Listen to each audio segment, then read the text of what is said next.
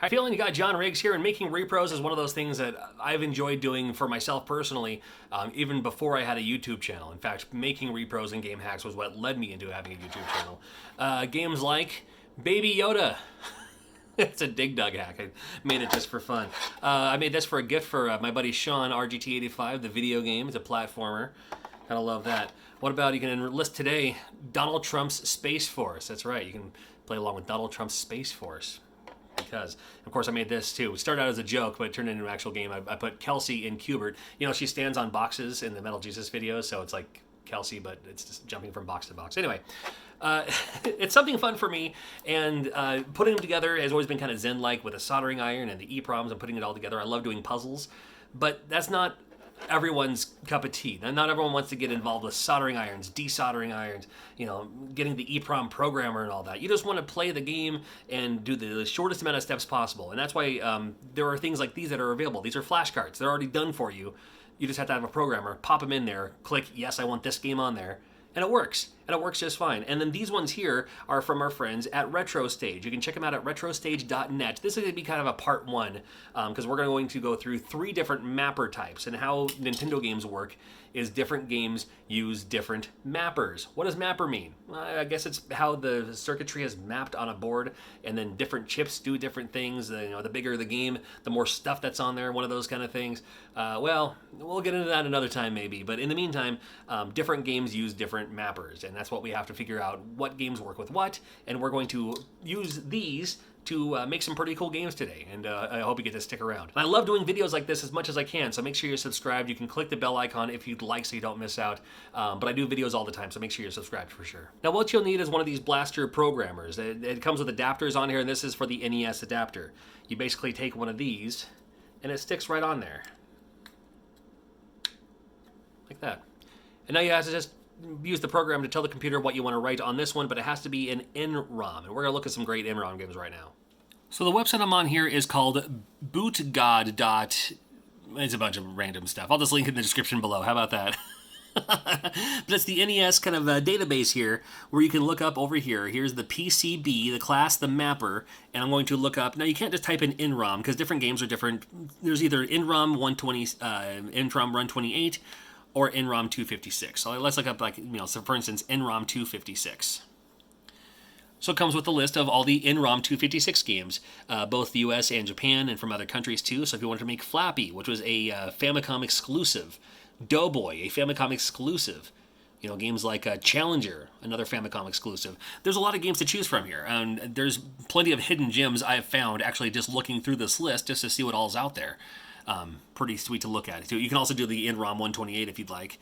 This is going to be like early Famicom. Like, these are the Famicom games that came out before Nintendo was released in the United States of America. They're games like, that's the game Go, you know, Chack and Pop, games like Clue Land, Devil World. Devil World was a Nintendo game that never came out in the US, and so much more. So just a quick reference guide. It doesn't cover every single game ever, but it covers most of them if you just want to find out what game to make on an NROM. But that Baby Yoda game I made, well, that's a hack of Dig Dug, and Dig Dug is an NROM mapper, so we're just going to go ahead and make that today. Now you have the Retro Blaster 2.0.1. It is available for download at the RetroStage website, again, retrostage.net. You have several options up here. Let me pull this down a little bit so you can see better. Several options up here. So you got Nintendo, Super Nintendo. We covered some of these before. And we're going to do Nintendo. And here's where it comes in the tricky part. This is when you need to know the mapper type, because this is going to tell the system what goes where. In fact, let me find you a circuit board. Now, for instance, here's an NES circuit board. It has these 2 ROMs. This is the CHR and the PRG. The CHR for character, the PRG for program. And don't worry about these. That's okay. Not every game uses those ones down there, too. That extra chip up there too. Games use these 2. Sometimes it's CHR RAM, which we're not going to worry about. This is a CN-ROM. This is actually specifically Kings of the Beach, if you're curious. But that's why you need to know what kind of the mapper type is, because certain games use a different style of putting the things on there, or a different size, or it uses, you know, sometimes it uses this chip, sometimes it uses a different chip. So if you're going to try to write the game on here and that chip doesn't work, well, then the game's not going to work. That's why the mapper that's why the mapper is crucial to finding out which one you're actually going to work on. The beautiful thing, NROM doesn't have any of those extra special chips or anything like that, so just click on NROM. I have the NROM board in place, and it's good to go. I'm going to write ROM. These are some other hacks I've been working on kind of recently a little bit. But you have Baby Yoda here. Going to click OK. And this shouldn't take very long at all. In fact, it takes exactly that long. It took about 3.64 seconds. So you got your board we just wrote onto this. You can put it right in there if you'd like. You don't have to put the case around it if you don't want to. And here you go. Here's that Baby Yoda Dig Dug hack.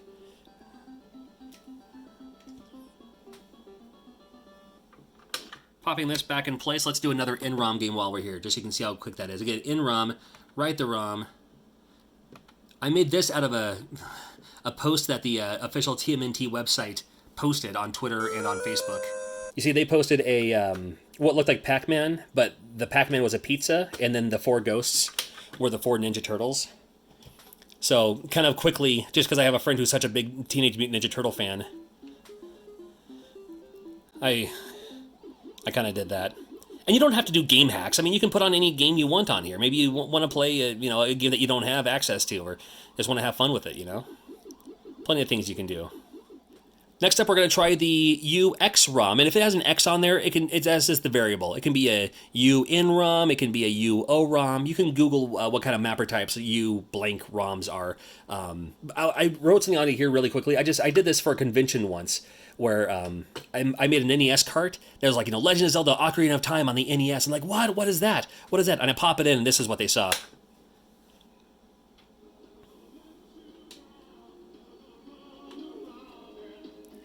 Yeah, just for fun. Anyway, so we're going to erase this, and we'll put a proper game on here. What do you think? So the most popular type is probably UN-ROM. And UN-ROM is one of those that uses just the PRG side, not the CHR. But again, for flashboards, you don't have to worry about all that. It's already taken care of for you. And there's some pretty good games on here, like this one, this Attack Animal Gakuen. It plays exactly like Space Harrier, if you're a fan of Space Harrier. But again, I already have a game hack ready to go, so I'm going to show you what that is here. So we're going to go to, again, you got to go UX ROM, because this is going to be a UN-ROM game. Click Write ROM. And this is that YouTube wrestling game I made a while back. Okay, it's not going to take very long at all. That's thinking about it. Come on now.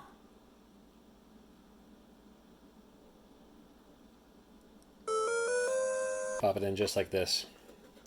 It's a game I made for me and my buddies. I mean, it's a pro wrestling hat, but you got Billy and Jay, you got Wood. I love that Wood face there.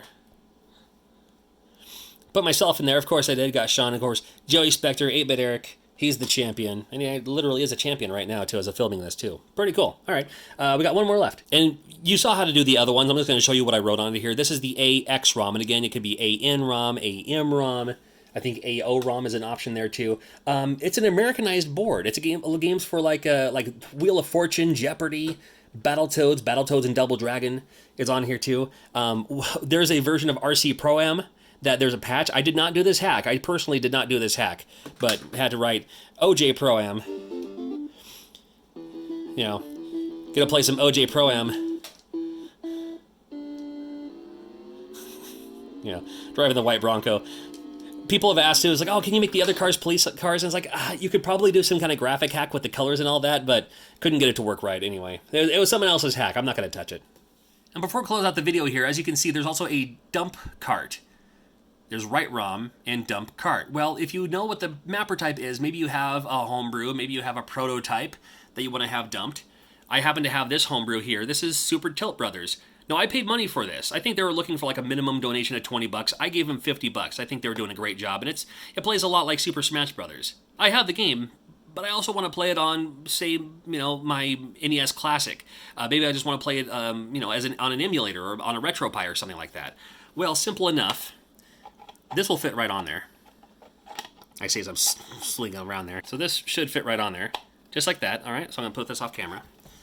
And then you go to, now this game, after playing around with it a little bit, and you can play around with it. If it doesn't work, try it again. You're not going to break anything. I put it in ROM. I'm going to dump the cart. I'm going to call it, you know what, I'll put it on the desk. No, I'll put it on the desktop just so I can find it better. And I'll probably call it Super Tilt Bro. And It's going to ask you for the PRG size. I'm not exactly sure, so I'll just put 64. Now, 60, and the reason I put 64, other than like other numbers, I could probably put 32 maybe, but 64 is kind of the biggest kilobytes you can do for an in-ROM game for the PRG side. You could do more than that. I shouldn't say it's the only size because I don't know what I'm talking about. However, when I make repros and game hacks and stuff like that, I've never seen them bigger than 64, so I'm going to put 64 on both. And then you have to know if it's mirroring either vertical or horizontal. Also important when you're doing these games. Now, most games use a horizontal mirroring, so I'm going to put H. And if it's vertical, hey, or dump it again. Try again later. So it's working. The blue light on the thing is flashing.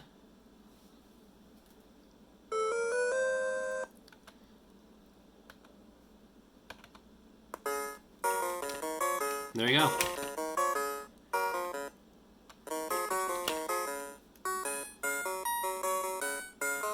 So now the game that I own,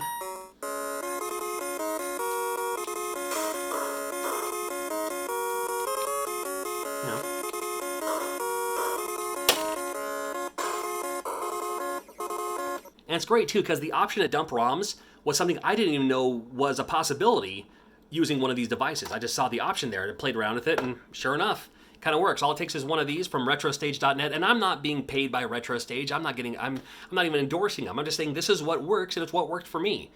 Works for me pretty good so far, so good. And if you don't want to deal with soldering irons, don't want to deal with all the EPROMs and what goes where and how do you do the thing, and you got to be messed up, you got to do it all over again. If you just want to take something like this and get yourself a cart and a sticker and turn it into something like this, it's kind of the easy way to do it. Now, you are paying more money for these individually than you are with the circuit boards and the EPROMs and all that. But again, time is money, and you saw how quick that took to make. Go something like that to something like this, man, listen, it's a beautiful thing. You want to find out more information, check out the links in the description below. Thank you for watching again. Make sure you're subscribed. Always new videos coming up. And I love playing with stuff like this. We're going to see what else we can do. See what else we can break, and then try to fix it again. How about that? Take care. We'll see you.